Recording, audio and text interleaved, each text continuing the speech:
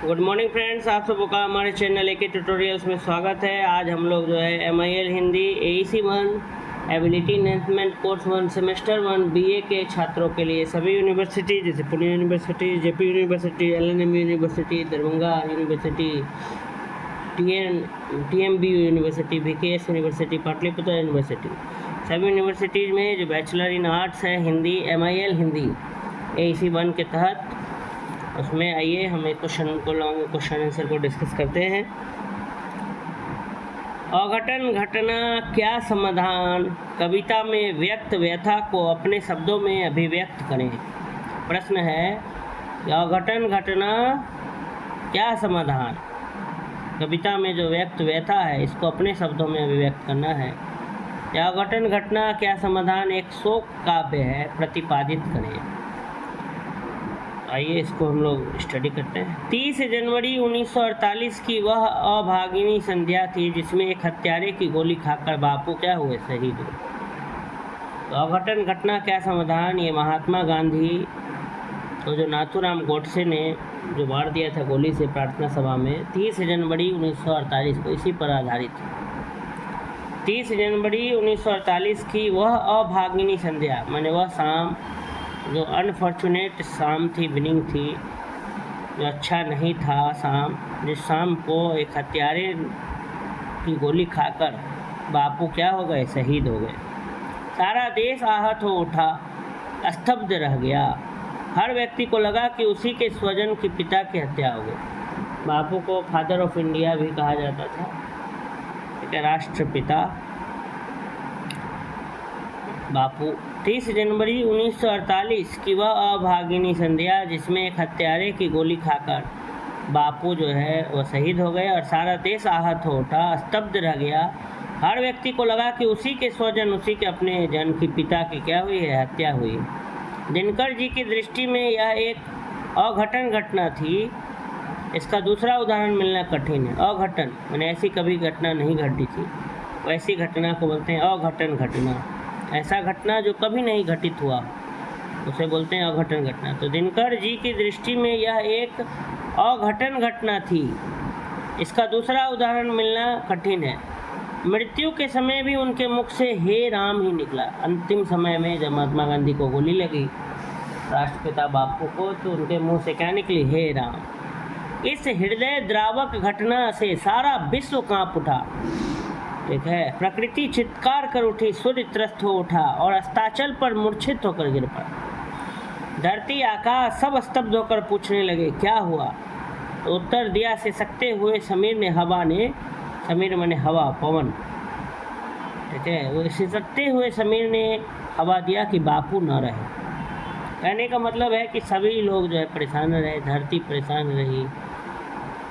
एक महात्मा का क्या हो गया, निधन हो गया, मृत्यु हो गई। तो उस महात्मा के निधन से विश्व कांप उठा, प्रकृति चित्कार उठी, सूर्य जो है वो त्रस्त हो गया, डूब गया, अस्ताचल हो गया, धरती आकाश सब स्तब्ध होकर पूछने लगे। तो फिर हवा ने जवाब दिया कि बापू न रहे। ये रामधारी सिंह दिनकर ने मतलब अपने कविता के भाव में इसको सजाया है, बताया है उस घटना को, कि उस घटना की गंभीरता को व्यक्त किया है, शोक को प्रकट किया है अपने शब्दों में कि मृत्यु के समय भी उनके मुख से हे राम ही निकला। इस हृदय द्रावक, हृदय को हिला देने वाला, हृदय को द्रवित कर देने वाला घटना से सारा विश्व कांप उठा, प्रकृति चित्कार कर उठी, सूर्य त्रस्त हो उठा और अस्ताचल पर मूर्छित होकर गिर पड़ा। मूर्छित माने बेहोश, बेहोश होकर गिर पड़ा। धरती आकाश सब स्तब्ध होकर पूछने लगेगी क्या हुआ। तो उत्तर दिया सिसकते हुए समीर ने, रोते हुए हवा ने, कि बापू न रहे। रामधारी सिंह दिनकर ने ये दिखाया है कि उनके मृत्यु से प्रकृति भी रो रही थी, नेचर भी रो रहे थे। संसार ही नहीं स्वर्ग भी संतप्त हो उठा बापू की मृत्यु से। कल्प वृक्ष के पत्ते कुम्हला गए, सूरपुर में शोक छा गया। इंद्रासन की परियां एक दूसरे से पूछने लगी कि क्या तुमने ऐसी क्रूर हत्या कभी देखी, ऐसा पातक देखा कभी। इसके द्वारा कहना चाहते हैं कि पिछली किसी शताब्दी में ऐसी क्रूर और पातकपूर्ण हत्या का उदाहरण इतिहास के पन्नों में नहीं मिलता है। इतना ही नहीं, कवि दिनकर की लेखनी का स्पर्श पाकर भारत का इतिहास सजीव होकर एक पात्र बन जाता और बताता है इस घटना को लिखूं तो राम और कृष्ण के उज्जवल चरित्र से दीप्त पोथी में कालिख लगती है। सोचो तुमने किसे गोली मारी, ऐसे व्यक्ति को जिसको गोली लगी तो सारी सृष्टि करा हो तुम। कभी दिनकर की दृष्टि में गांधी जी भगवान के अवतार थे। वो कभी महसूस करते हैं कि उनको अपनी छाती पर चलते फिरते देखकर धरती गौरव अनुभव कर कहती थी, अहो भाग्य मेरा, मेरे वक्ष स्थल पर संदेह भगवान घूम रहे हैं। कभी कहते हैं कि हत्यारे ने उस व्यक्ति को गोली मारी जिसके पुण्य दर्शन से जन मन पवित्र हो उठता था, जिनका ध्यान आने से मन में एक सुगंध फैल जाती थी और यह सोचकर मन हवा में उड़ने लगता था कि हम बापू के समकालीन हैं। कभी मानते हैं कि है धन्य विधाता जिसने हमको गांधी युग में जन्म दिया। अरे जिसके आगे तलवार कुंठित हो जाती थी, जिसको सांप भी डसने में पाप अनुभव करते थे, उसी महापुरुष पर तुमने पिस्तौल खाली कर दी। हाय तुम्हारे प्राण नहीं कांपे। आज संसार पूछ रहा है कि बापू पर गोलियां क्यों चली। आने वाली पीढ़ी पूछेगी तो क्या उत्तर दूंगा। उस अनुत्तरित प्रश्न के साथ कभी पुनः भाव विवल होकर कहते हैं कि सत्य पर पर्दा न पड़े, इसलिए मैं बापू की हत्या का यह वज्र लेख लिख रहा हूँ। इसके बाद विभिन्न छंदों में कभी एक ही बात कहना चाहते हैं कि हत्यारा एक कट्टर हिंदू था, वह कायर, नृशंस, कुत्सित और पामर था। बापू द्वारा सभी धर्मों और जातियों पर समान भाव से स्नेह की वर्षा करना उसे सहाय नहीं था। वह असहिष्णु था। उसे यह सहाय नहीं था कि बापू चांदनी की तरह सबको शीतलता दें, तरु की तरह, वृक्ष की तरह छाया दें, मेघ की तरह सब पर बरसें। इसलिए उसने बादलों में आग लगा दी, चांदनी को मार डाला और वृक्ष को काट दिया। कभी दिनकर भाव आवेश में हत्यारे को साप देते हैं कि तुम हत्या का कुटिल दंश भोगो, इसी तरह गर्दन में वध का कफन डाले उपेक्षित खड़े रहो। जीवन के जुलूस में चलते लोग तुम्हारी और आंखें उठाकर नहीं देखेंगे और तुम बोलने बतियाने के लिए तरस कर रह जाओगे। अरे पापी, जिसने तुम्हें गोलियां मारी हैं और उसी के पैरों को पकड़कर उसी मिट्टी में लिपट कर रो और क्षमा मांगो। कहीं ऐसा न हो कि उसकी हत्या से भगवान कुपित हो जाए और तुम्हारे हिस्से के आकाश में मेघ न आए, सूरज चांद न उगे, पवन बहना छोड़ दे, खेत अनुर्वर हो जाए और धरती विदीर्ण हो जाए। अरे अगुनी, अरे कृतज्ञ, अब भी बापू के ही लोगों के एकमात्र आधार हैं, तुम्हारे भी आधार हैं। उन्हीं के चरणों को पकड़कर क्षमा मांगो, वही करुणा में पतितों को शरण देने वाला है। अरे पहचानो कौन चला जग से पापी, अब भी कुछ होश करो, गति नहीं अन्य, गति नहीं अन्य, इन चरणों में पकड़ो पकड़ो। इस कविता में दिनकर जी ने बापू के निधन को 3 आयामों में बांटकर प्रस्तुत किया है। प्रथम में उन्होंने बापू की हत्या से धरती, आकाश, नदी, पर्वत तक कोई दुखी नहीं दिखाया, अपितु स्वर्ग को भी व्यथित और बीती शताब्दियों तक को उद्वेलित दिखाया गया है।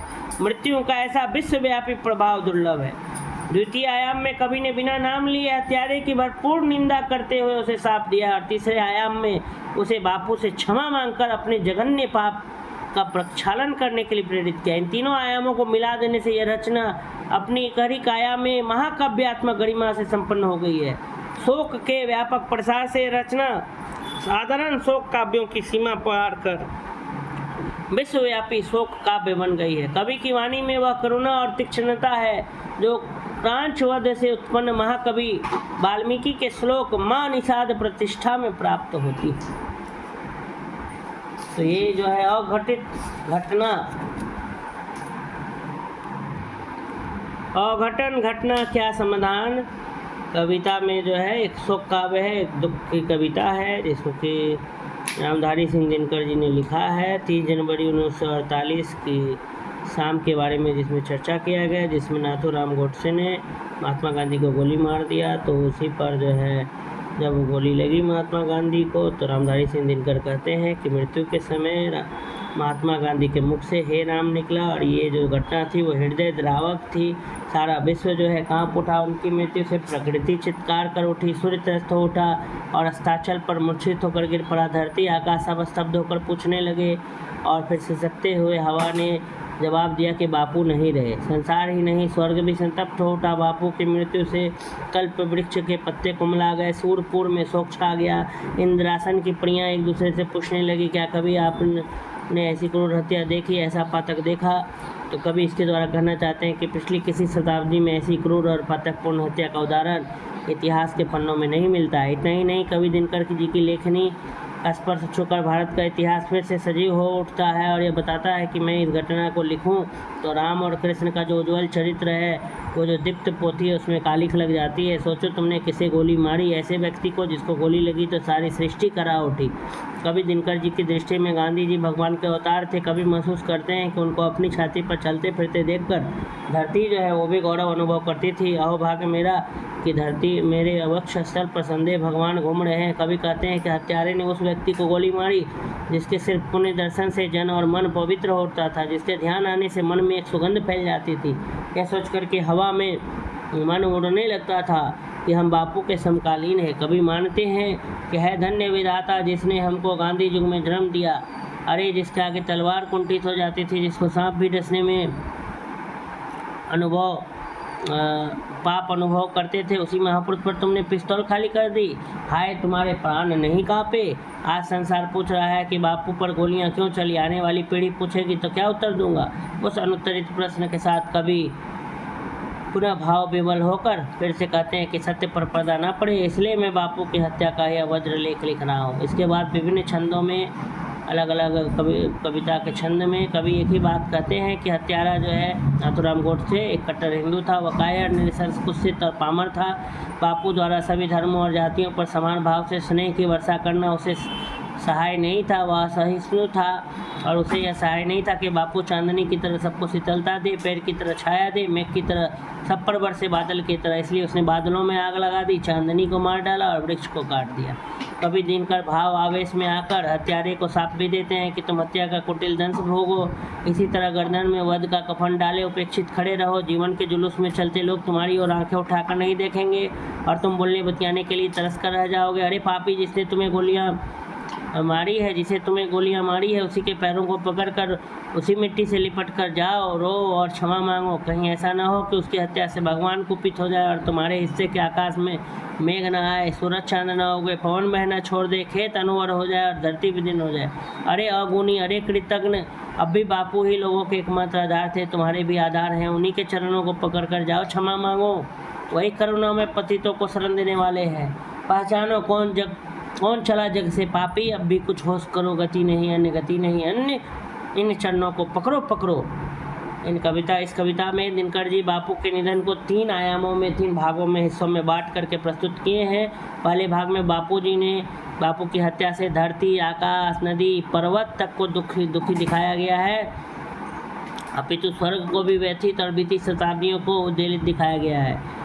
और द्वितीय आयाम में कवि ने बिना नाम लिए हत्यारे की भरपूर निंदा करते हुए उसे साफ दिया है और तीसरे आयाम में उसे बापू से क्षमा मांगकर अपने जो जघन्य पाप है उसका प्रायश्चित करने के लिए प्रेरित किया है। तो इन तीनों आयामों से को मिला देने पर यह जो रचना है, अघटन घटना क्या समाधान, तो यह साधारण शोक काव्यों की सीमा पार करके विश्वव्यापी शोक काव्य क्या हो गई है, बन गई है। और कवि की वाणी में वह करुणा, वह तीक्ष्णता है जो क्रौंच वध से उत्पन्न महाकवि वाल्मीकि के श्लोक मां निषाद प्रतिष्ठा में प्रतीत होती है, प्राप्त होती है। इस प्रकार से हमने इस प्रश्न को डिस्कस कर लिया। अघटन घटना क्या समाधान, ठीक है। ये महात्मा गांधी की जो मृत्यु हो गई थी, ठीक है, 30 जनवरी 1948, ठीक है, तो उसी पर ही आधारित थी। नाथूराम गोडसे ने जो प्रार्थना सभा में उन पर गोली चलाया था, उसी घटना को कवि ने अपनी काव्य शैली में क्या किया है, व्यक्त किया है। और यह एक शोक काव्य है, काफ़ी दुख का विषय है, उसको प्रकट किया